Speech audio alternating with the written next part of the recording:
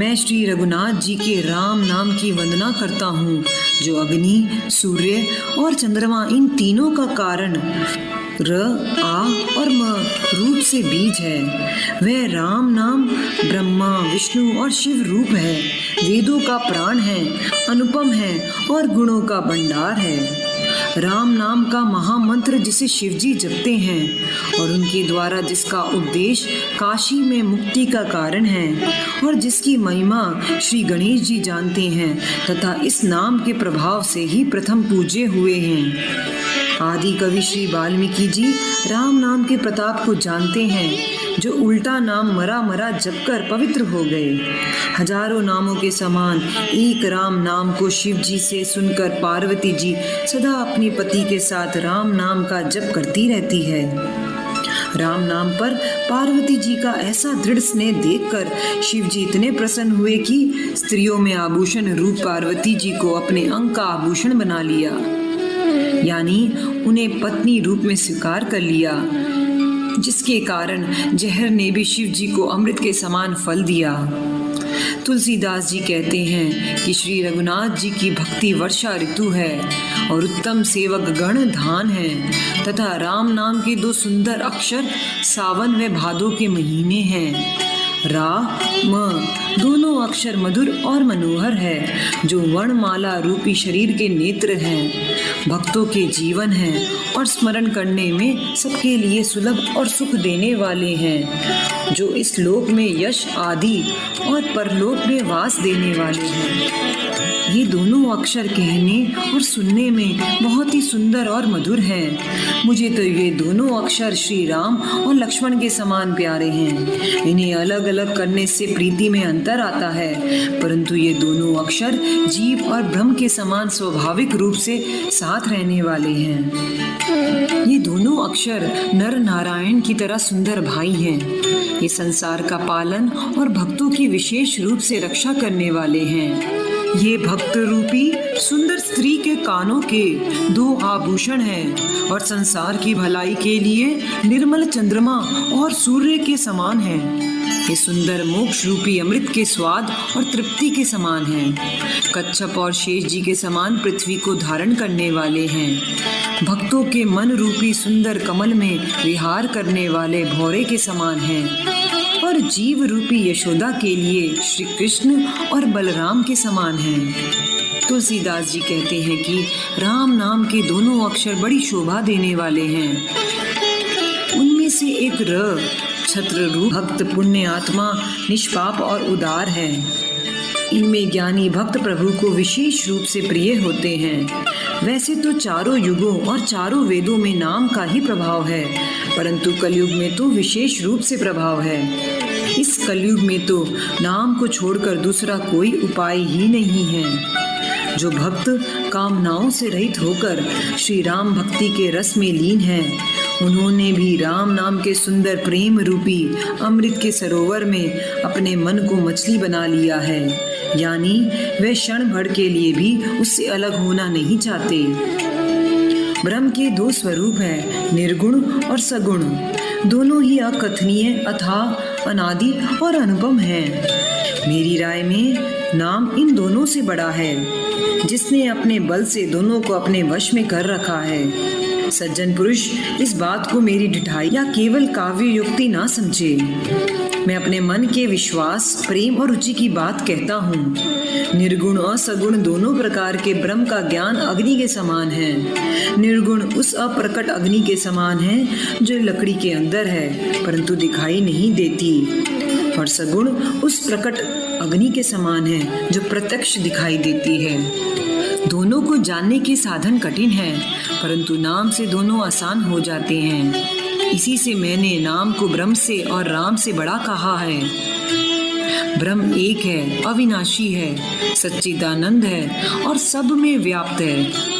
ऐसे निर्विकार प्रभु के हृदय में रहते हुए भी संसार के सब जीव दीन और दुखी हैं। नाम का प्रभाव जानकर नाम जपने से हृदय में ब्रह्म स्थापित हो जाता है, जैसे रत्न का ज्ञान होने पर उसका मूल्य। इस तरह निर्गुण से नाम का प्रभाव अत्यंत बड़ा है। मेरे विचार के अनुसार नाम राम से भी बड़ा है। श्री रामचंद्र जी ने भक्तों की भलाई के लिए मनुष्य शरीर धारण करके स्वयं कष्ट सहकर साधुओं को सुखी किया, परंतु भक्तगण प्रेम के साथ नाम का जाप करते हुए बिना प्रयास ही आनंद मंगल के स्थान बन जाते हैं। श्री राम जी ने तो एक तपस्वी की पत्नी अहिल्या को ही तारा, परंतु नाम ने तो करोड़ों दुष्टों की बिगड़ी बुद्धि को सुधारा। श्री राम जी ने ऋषि विश्वामित्र के हित के लिए एक ताड़का की सेना और पुत्र सुबाहु सहित समाप्त किया था, परंतु उनका नाम भक्तों के दोष, दुख और दुराशाओं को इस प्रकार नाश कर देता है जिस प्रकार सूर्य रात्रि का नाश कर देता है। श्री राम जी ने तो स्वयं शिव जी का धनुष तोड़ा था, पर उनके नाम का प्रताप ही संसार के भयों का नाश करने वाला है। भगवान राम ने तो दंड कवन को ही सुहावना किया, किंतु उनके नाम ने असंख्य भक्तों के मनों को पवित्र किया है। श्री राम ने तो स्वयं राक्षसों को समाप्त किया था, परंतु उनका नाम इस कलयुग में सब पापों को नाश करने वाला है। भगवान श्री राम ने तो केवल शबरी, जटायु आदि सेवकों को ही मुक्ति प्रदान की, परंतु उनके नाम ने तो अनगिनत दुष्ट जनों का उद्धार किया है। उनके नाम की महिमा का वर्णन वेदों में किया गया है। यह सबको पता है कि श्री राम जी ने तो केवल सुग्रीव और विभीषण को ही अपने गले से लगाया, परंतु उनके नाम ने अनेक गरीबों का उद्धार किया है। नाम के गुणों की कथा का वर्णन वेदों में दिया गया है। श्री राम जी ने तो रीछ व वानरों की सेना एकत्रित कर समुद्र पर पुल निर्माण हेतु बहुत परिश्रम किया, परंतु उनका नाम लेने से तो संसार रूपी सागर सूख जाता है। इसलिए सज्जनों, अपने मन में विचार करो। श्री राम जी ने तो केवल युद्ध क्षेत्र में रावण का कुटुंब सहित संहार किया और सीता जी को साथ लेकर अपने नगर अयोध्या जी आए। श्री राम राजा हुए और अयोध्या उनकी राजधानी बनी। देवतागण और मुनिगण सुंदर वाणी में उनके गुण गाते हैं, परंतु भक्त प्रेम सहित नाम को स्मरण कर बिना कठिन परिश्रम मोह रूपी प्रबल सेना पर विजय प्राप्त कर प्रेम में मग्न अपने ही सुख में विचरते हैं। उनके नाम रूपी प्रसाद से उन्हें सपने में भी कोई चिंता नहीं रहती। इस भांति नाम ब्रह्म और श्री रामचंद्र जी दोनों से बड़ा है। यह वर प्रदान करने वालों को भी वर देने वाला है।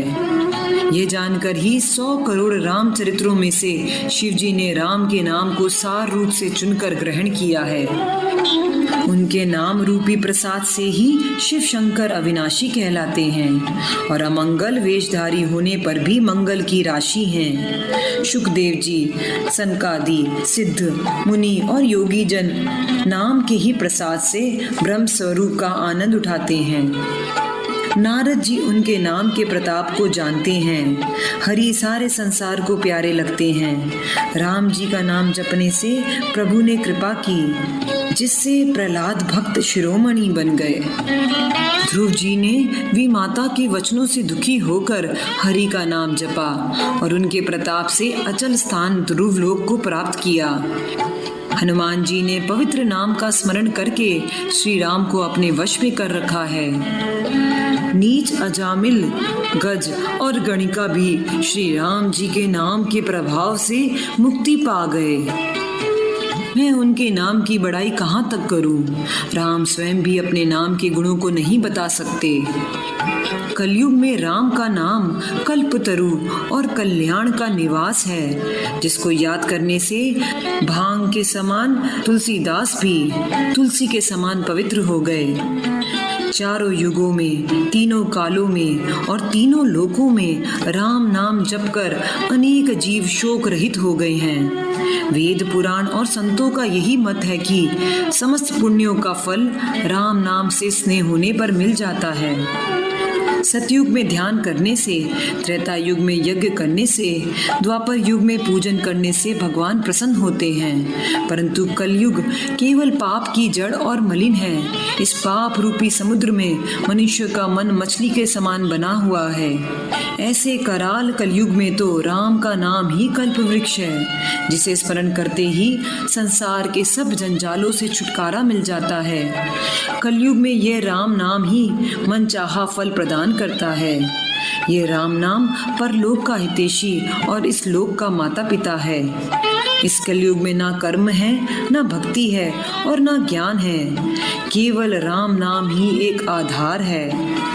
कालनेमी रूपी कलयुग तो कपट की खान है, जिस पर राम नाम रूपी हनुमान से ही विजय प्राप्त की जा सकती है। राम नाम श्री नरसिंह भगवान है। कलयुग हिरण्यकश्यप है, जप करने वाले मनुष्य प्रहलाद के समान है। ये राम नाम देवताओं के शत्रु कलयुग को नष्ट कर भक्तों का पालन करता है। अच्छे स्वभाव से, बुरे स्वभाव से, क्रोध से या आलस्य से, किसी भी तरह से राम नाम जपने से 10 दिशाओं में कल्याण होता है। उसी राम नाम का स्मरण करके श्री रघुनाथ जी को मस्तक नवाकर उनके गुणों की कथा का वर्णन करता हूँ। वे ही सब प्रकार से मेरी कथा को सुधारेंगे। उनकी कृपा करने से कृपा आघाती नहीं है। राम जैसे उत्तम स्वामी और मुझ जैसा कुसेवक, इस पर भी दयानिधि ने अपनी तरफ से मुझ पर दया की है। लोक और वेद में भी अच्छे स्वामी की यही रीति बताई है कि विनती सुनकर प्रेम को पहचान लेते हैं। धनवान गरीब, गंवार चतुर, पंडित मूर्ख, मलिन यशस्वी, सुकवि कुकवि, समस्त नर नारी अपनी अपनी बुद्धि के अनुसार राजा की सराहना करते हैं। परंतु साधु, बुद्धिमान, सुशील और ईश्वर के अंश से पैदा कृपालु राजा सबकी सुनकर और उनकी वाणी, भक्ति, विनय और ज्ञान को पहचान कर मीठी वाणी में सबका यथा योग्य सम्मान करते हैं। ये तो आम राजाओं का स्वभाव है। श्री राम जी तो सब राजाओं में शिरोमणि हैं, जो केवल विशुद्ध प्रेम से ही प्रसन्न होते हैं। परंतु इस संसार में मुझसे अधिक मूर्ख और मलिन बुद्धि वाला कौन होगा। तथापि कृपालु श्री रामचंद्र जी मुझ मूर्ख सेवक की प्रीति और रुचि को अवश्य रखेंगे, जिन्होंने पत्थरों को जहाज और वानर भालुओं को चतुर मंत्री बना लिया। सब लोग मुझे श्री राम जी का सेवक कहते हैं और मैं बिना किसी संकोच व लज्जा के कहता हूँ। कृपालु श्री राम जी इस निंदा को सहते हैं कि सीतानाथ जी जैसे स्वामी का मैं तुलसीदास सेवक हूँ। ये मेरी बहुत बड़ी ढिठाई और दोष है। मेरे पापों को सुनकर नरक ने भी नाक को सिकोड़ लिया है। ये जानकर मैं अपने कल्पित डर से डर रहा हूँ। परंतु श्री राम जी ने तो स्वप्न में भी इस ओर ध्यान नहीं दिया, अपितु प्रभु श्री राम जी ने तो इस बात को सुनकर और दिव्य दृष्टि से देखकर मेरी भक्ति और बुद्धि की सराहना की है। कहने में अच्छा ना लगे, परंतु हृदय निर्मल हो तो भगवान श्री राम जी भक्त के हृदय की स्थिति समझकर प्रसन्न हो जाते हैं। प्रभु के मन में अपने भक्तों की भूल चूक नहीं रहती। वे उनके हृदय की अच्छाई को 100 बार याद करते हैं। जिस पाप के कारण उन्होंने बाली को व्याध की तरह मारा था, वैसी ही कुचाल फिर सुग्रीव में चली। वही करतूत विभीषण ने भी की, परंतु भगवान श्री राम ने सपने में भी उसे विचारा नहीं, बल्कि भरत मिलाप के समय उसका आदर किया और राजसभा में उसके गुणों का वर्णन किया। भगवान श्री राम जी तो वृक्षों के नीचे बैठते थे, जबकि वानर वृक्षों की डालियों पर बैठते थे। यानी कहाँ मर्यादा पुरुषोत्तम श्री राम और कहाँ पेड़ों की डालियों पर कूदने फादने वाले वानर। परंतु ऐसे वानरों को भी उन्होंने अपने समान दर्जा दिया। तुलसीदास जी कहते हैं कि श्री रामचंद्र जी जैसे शील निधान स्वामी कहीं नहीं हैं। हे श्री राम जी, यदि ये बात सत्य है तो मुझ तुलसीदास का भी कल्याण होगा। इस प्रकार अपने गुण दोष कहकर फिर सबको नतमस्तक होकर श्री रामचंद्र जी की निर्मल कीर्ति का वर्णन करता हूँ, जिसके सुनने से कलयुग के पाप नष्ट हो जाते हैं।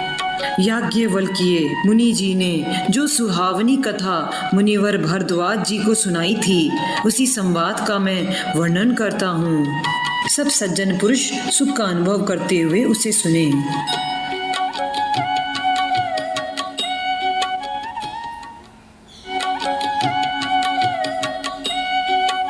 सबसे पहले ये सुहावना चरित्र शिवजी ने रचा और पार्वती जी को सुनाया।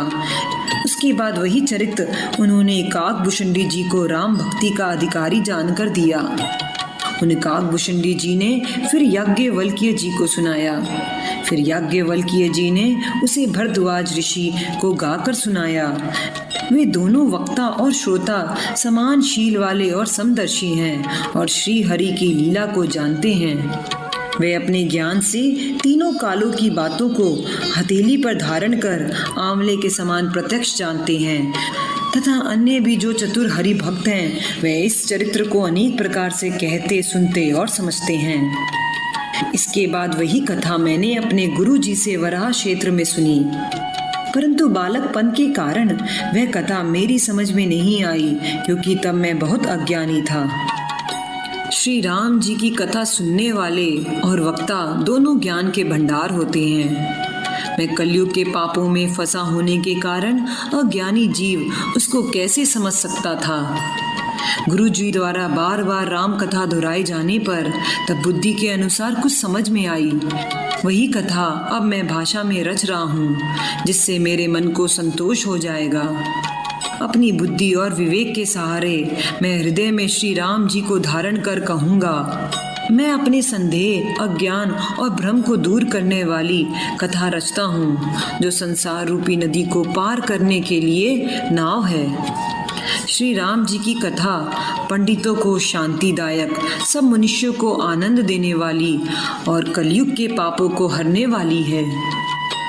राम कथा कलयुग रूपी सर्प को मोरनी और ज्ञान रूपी अग्नि को प्रकट करने के लिए अरणि मंथन करने वाली लकड़ी है। श्री राम कथा कलयुग में सब इच्छाओं को पूरा करने वाली कामधेनु गौ के समान है और सज्जनों के लिए संजीवनी बूटी है। ये कथा पृथ्वी पर अमृत रूपी नदी है, जन्म मरण रूपी भय को मिटाने वाली और ब्रह्म रूपी मेंढकों को खाने के लिए सर्पणी है। यह श्री राम कथा असुरों की सेना रूपी नरकों का नाश करने वाली और साधु रूपी देवताओं के हित के लिए पार्वती है। यह संत समाज रूपी समुद्र को लक्ष्मी और संसार का बोझ उठाने को अचल पृथ्वी के समान है। यमदूतों के मुंह पर कालिक लगाने के लिए संसार में यमुना जी के समान है और जीवों को मुक्ति प्रदान करने के लिए एक प्रकार की काशी है। भगवान शिव जी को नर्मदा के समान प्रिय है और सिद्धियां तथा संपदाओं की खान है। यह श्री राम जी को पवित्र तुलसी के समान प्रिय है और तुलसीदास को हृदय से हितैषी हुलसी के समान है। सद्गुण रूपी देवताओं को पालन पोषण करने के लिए माता अदिति की तरह है और श्री राम जी की भक्ति और प्रेम की परम सीमा सी है। तुलसीदास जी का कथन है कि राम कथा मंदाकिनी नदी है, निर्मल चित्त चित्रकूट है और सुंदर स्नेही वन है, जिसमें श्री सीताराम जी विहार करते हैं। श्री राम जी का चरित्र सुंदर चिंतामणि के समान है और संतों की सद्बुद्धि रूपी स्त्री का श्रृंगार है।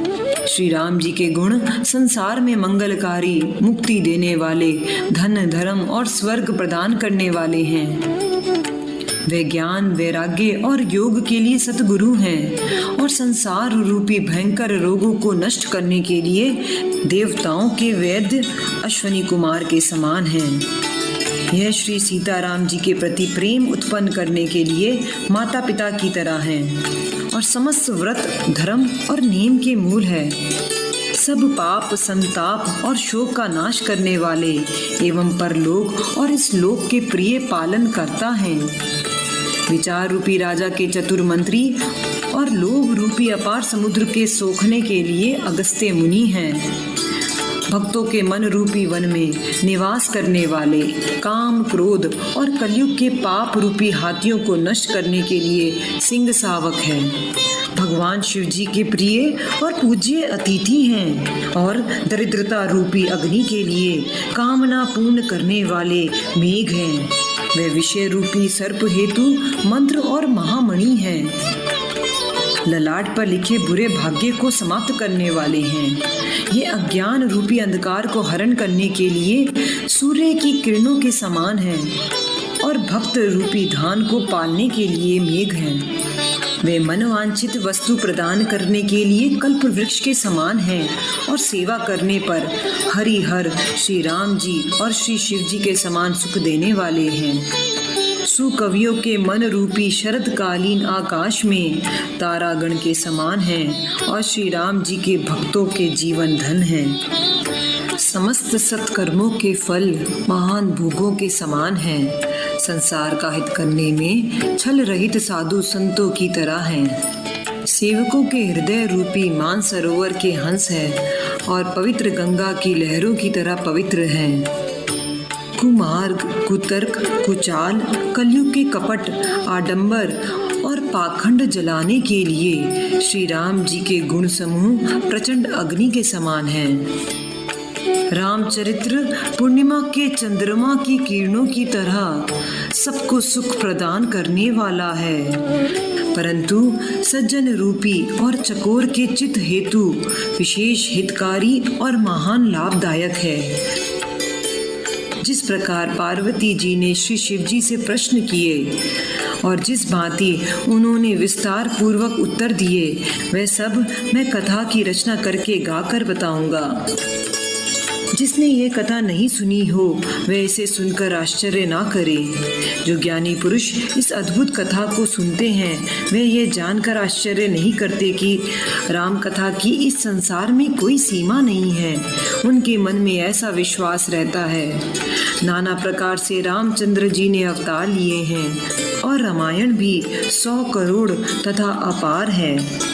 कल्प भेद के अनुसार श्री राम जी के सुहावने चरित्रों को मुनीश्वरों ने अनेक प्रकार से गाया है। अपने हृदय में ऐसा विचार कर संदेह ना करो और सम्मान पूर्वक प्रेम से इस कथा को सुनिए। श्री राम जी अनंत हैं और उनके गुण भी अनंत है। उनकी कथाओं का विस्तार बहुत अधिक है, इसलिए सज्जन व्यक्ति जिनके विचार शुद्ध हैं वे कथा सुनकर आश्चर्य नहीं करेंगे। इस तरह सब संदेहों को दूर करके श्री गुरु जी के चरणों की धूल को सिर पर रखकर पुनः हाथ जोड़कर सबकी वंदना करता हूँ, जिससे कथा की रचना में कोई दोष ना आए। अब मैं आदर पूर्वक श्री शिव जी को सिर नवाकर श्री रामचंद्र जी के निर्मल गुणों की कथा कहता हूँ। श्री राम जी के चरणों पर सिर रखकर संवत 1631 में कथा को प्रारंभ करता हूँ। चैत्र माह की 9वीं तिथि मंगलवार को अयोध्या नगरी में यह रामचरितमानस प्रकाशित हुआ। उस दिन श्री रामचंद्र जी का जन्म हुआ था। वेद कहते हैं कि उस दिन समस्त तीर्थ वहां एकत्रित होते हैं। उस दिन असुर, नाग, पक्षी, मनुष्य, मुनि और देवता सब अयोध्या नगरी में आकर श्री रामचंद्र जी की सेवा करते हैं। भक्तजन उनके जन्म को उत्सव के रूप में मनाते हैं और उनकी कीर्ति का गुणगान करते हैं। सज्जन पुरुष बड़ी मात्रा में सरयू नदी के पवित्र जल में स्नान करते हैं और हृदय में सुंदर श्याम शरीर वाले श्री राम जी को स्मरण करके राम नाम जपते हैं। वेद पुराणों में आया है कि दर्शन, स्पर्श, स्नान और जलपान करने से श्री सरयू नदी पाप हरण कर लेती है। इस पवित्र नदी की भारी महिमा अनंत है, जिसे विमल बुद्धि वाले सरस्वती भी नहीं कह सकती।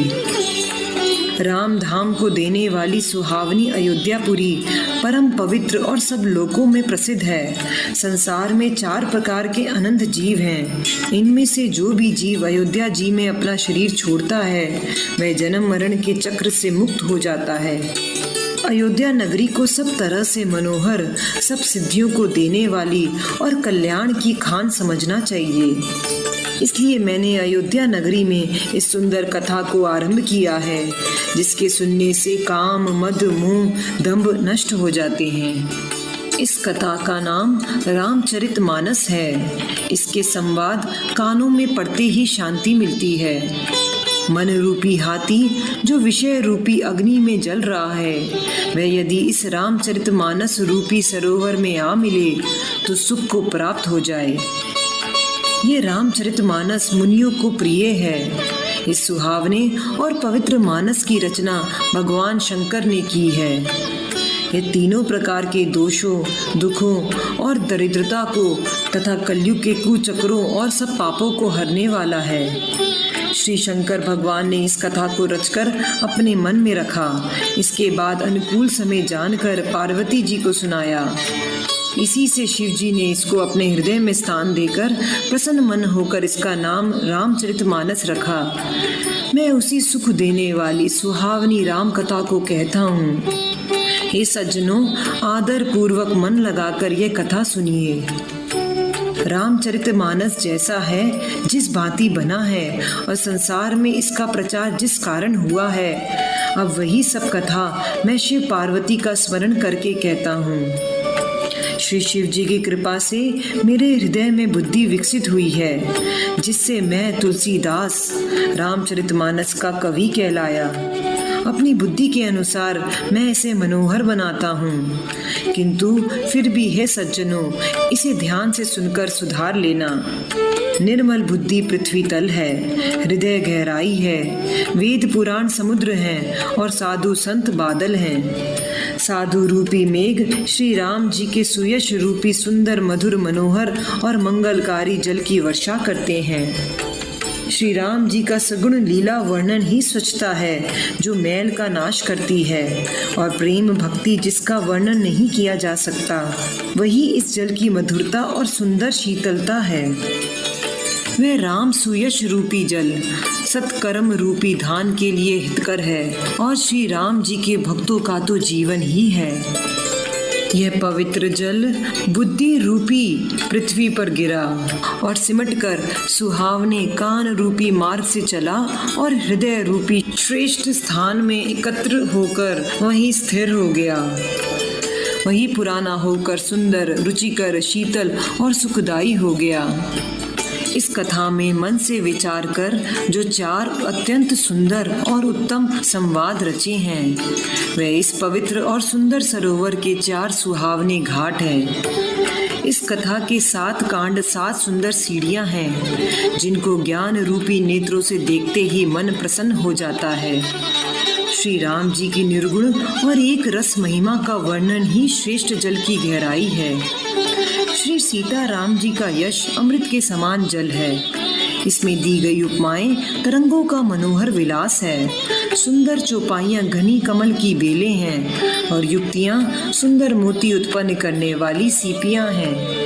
सुंदर छंद, सौरठा और दोहे बहुरंगे कमलों के समूह सुशोभित हैं। अनुपम अर्थ, उच्च भाव और सुंदर भाषा, पराग, पुष्प रस और सुगंध है। सत्कर्मों के पुंज, भौरों के झुंड है। ज्ञान, वैराग्य और विचार हंस है। कविता की ध्वनि, कथन शक्ति, गुण और जाति ही अनेक प्रकार की मनोहर मछलियां हैं। धर्म, अर्थ, काम, मोक्ष, ये चारों ज्ञान, विज्ञान, विचार, नवरस, जप, तप, योग व वैराग्य के प्रसंग, ये सब इस सरोवर के सुंदर जलचर जीव हैं। मैं इन सब का वर्णन करूंगा। पुण्य आत्मा साधुजनों के नाम और गुणों का गान ही विचित्र जल पक्षी है। संतों की सभा ही इस सरोवर के चारों ओर लगी हुई आम की अवराई है और श्रद्धा बसंत ऋतु के समान है।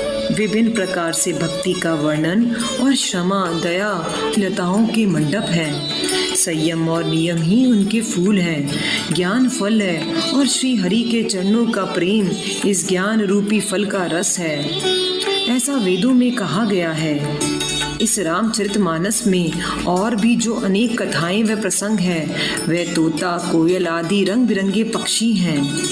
कथा में जो रोमांच है वही वाटिका, बाग और वन है। जो सुख है वही पक्षियों का विहार है। निर्मल मन ही माली है, जो प्रेम रूपी जल से सुंदर आंखों द्वारा उनको सींचता है।